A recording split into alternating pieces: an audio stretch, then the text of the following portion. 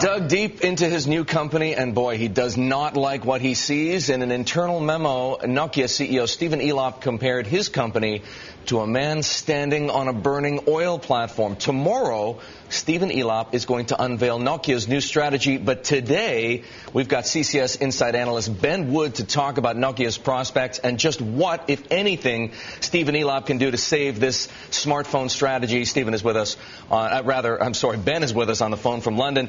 Ben, just how shocking is it to you that Stephen Elop would compare Nokia's position to a man standing on a burning oil platform?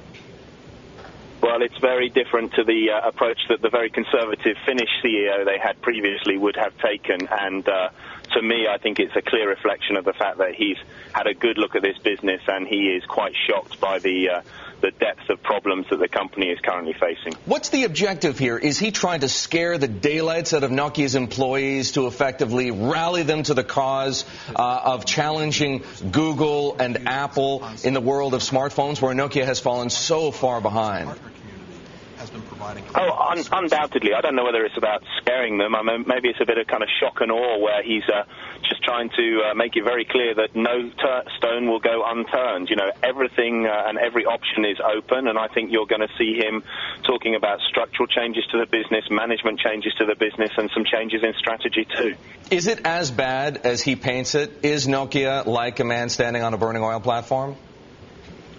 I think it's a good assessment. I think that Nokia has kind of been sleepwalking for some time, and I think that we felt as analysts that it was clear to everybody looking at Nokia that they had a major problem at their smartphone space, and all the big players had that problem when Apple arrived and latterly Google with Android.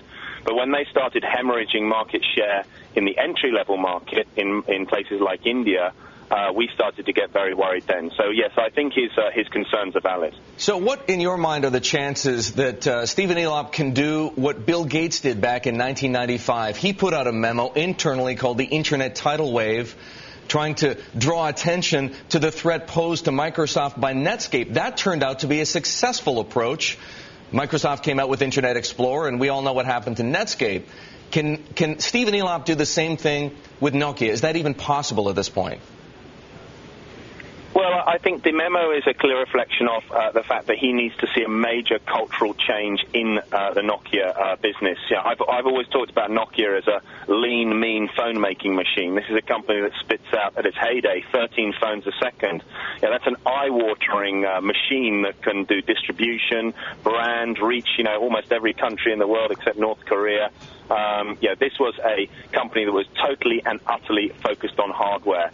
He needs to shake it up, and it's now much more than just the hardware that you make. It's the software, which is the big area everyone wants to hear about tomorrow, but also the services and applications that go on top of the phones as well. Speaking of what we're going to hear tomorrow, the speculation is that Nokia is going to announce some kind of an alliance, a joint venture with Microsoft, a company that itself has had limited success challenging Apple and Google in the smartphone world. Is that going to be enough to meet the challenge that faces this company? Well, I think the first thing you're going to see tomorrow is a kind of mea culpa from Mr. Elop. He's going to stand up and say, you know what, I've done a thorough assessment. I am more concerned and somewhat alarmed by what I've seen, and therefore it's going to take time to fix that. We'll have to change the structure of the business. We may have to change some of the executive leadership. We may write down some assets. We may dispose of some assets. But he will honestly admit that the problem is the software. Right now, Nokia has two of its own software platforms, a platform called Symbian and a newer one called Migo, which has yet to deliver a device. They need to plug the gap, and that platform could be Microsoft Windows Phone 7. But as you correctly point out, Microsoft has had limited success with that platform so far. Ben, thanks so much for joining us. Ben Wood, an analyst at CCS Insight.